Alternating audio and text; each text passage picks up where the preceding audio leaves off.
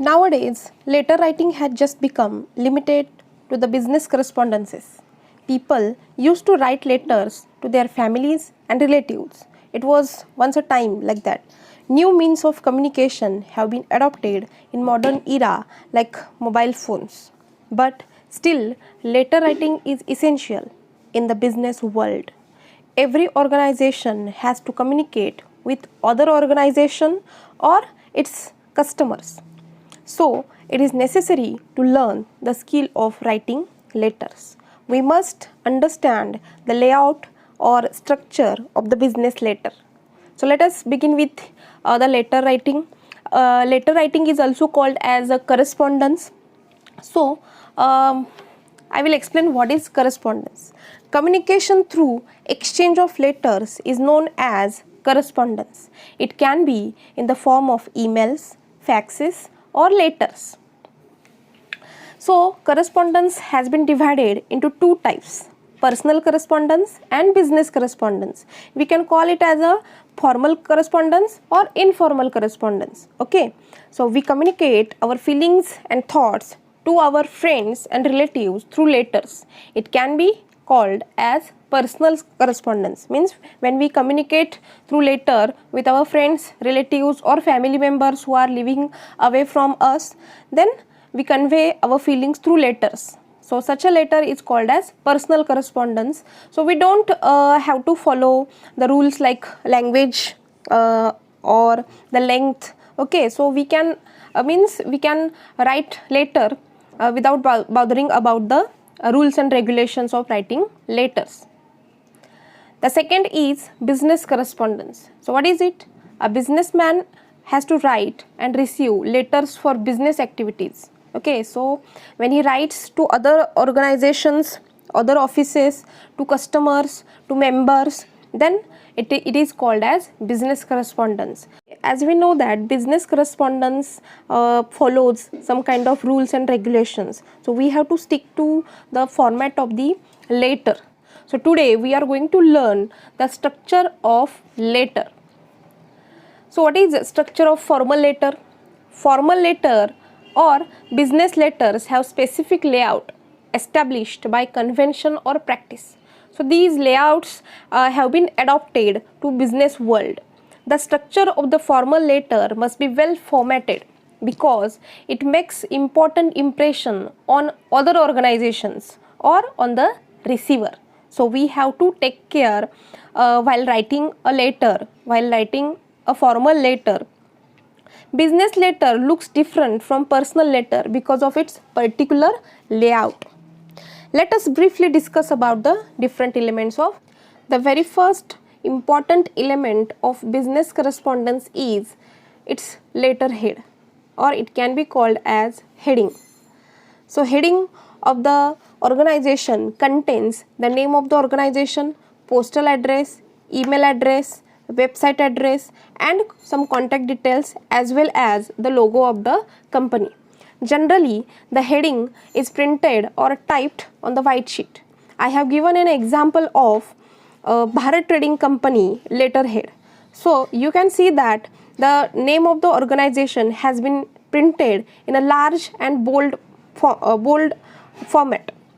Below that, the postal address has been given, and under the postal address, website details, email details, and contact details have been given. Below the letterhead, a reference number is given on the left hand side of the letter. It indicates letter number, name of the organization or the department from where it has been issued.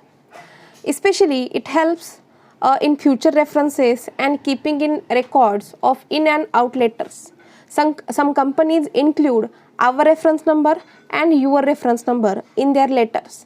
I have given an example of reference number of Bharat Trading Company. You can see it in the oval shape. Reference number BTC 2021/212. So here BTC stands for Bharat Trading Company. 2021 stands for the year in which it has been issued, and 212 stands for the number of the letter issued from BTC. Date is written on the right hand corner of the letter after the heading. There are two practices of writing date, British practice and American practice. In British practice, we write first of all date, then month, and then year.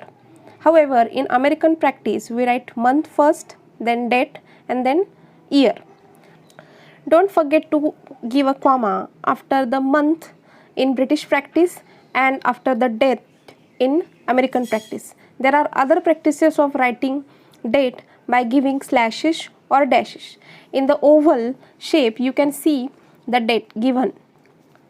Then below the reference line, we give inside address. It can be called as receiver's address, which contains name and address of the recipient, a person or organization.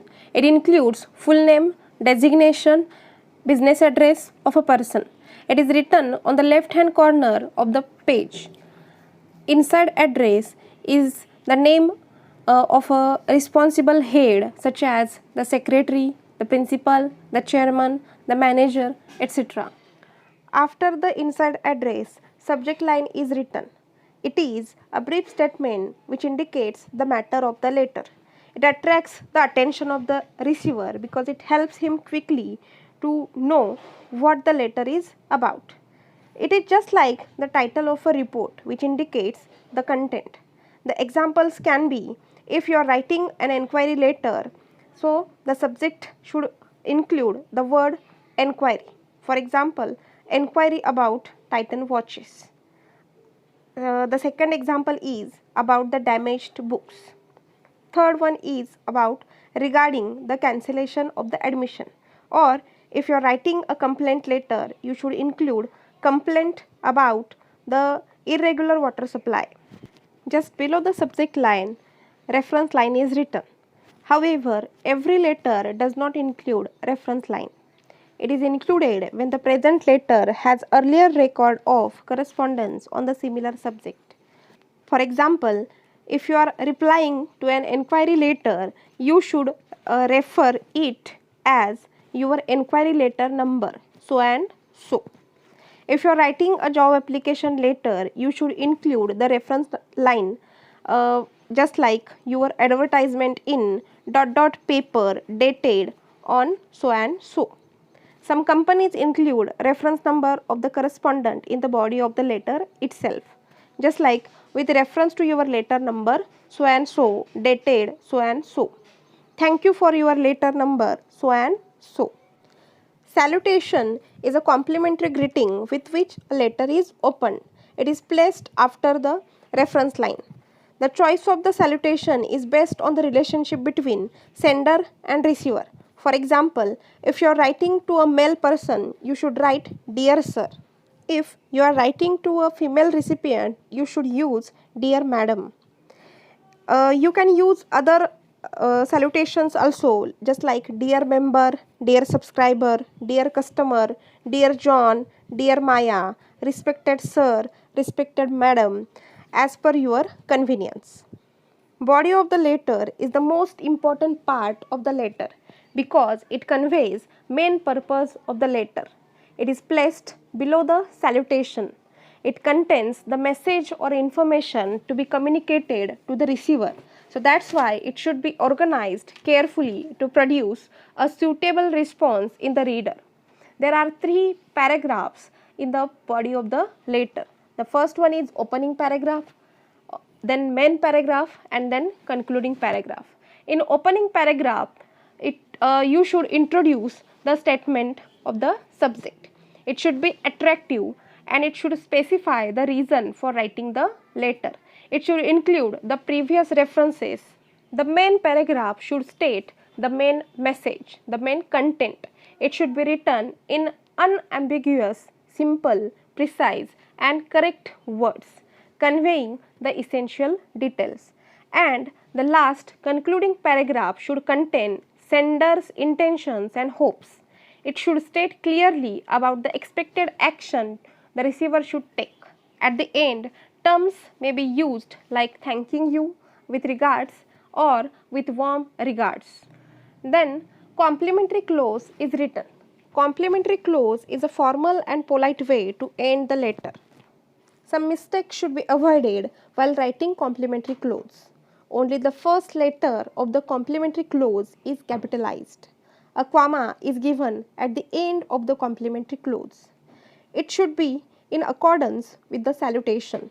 For example, I have given a table. You can study the table below. Some of the popular complementary clauses are yours faithfully, yours truly, yours sincerely, etc. Below the complementary clause, signature line is given.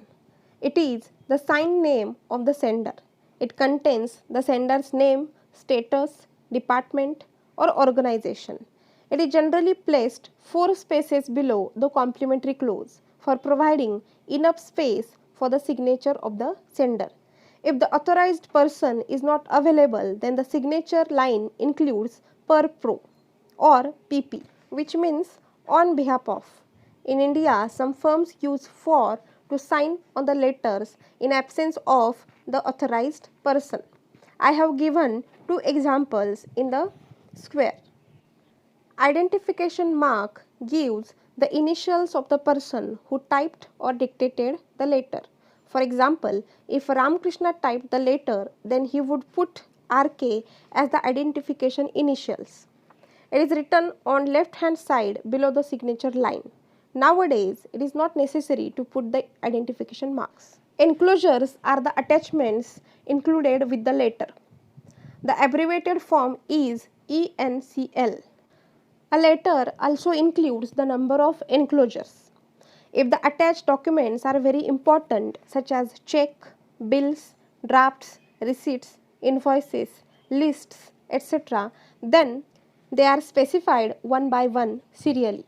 For example, demand draft number so and so, agreement dated, check number so and so, etc. Then CC is written. CC means copy circulation or carbon copy. It is mentioned when the copies of the letter are also sent to persons or the addressee. After writing the letters CC, you can put the names of the recipients to whom you have sent the copies of the letter. I have given a specimen of a letter containing almost all its elements. So you can study them well and try to improve the skill of letter writing. Thank you so much. If you like my video, please subscribe and like and comment also.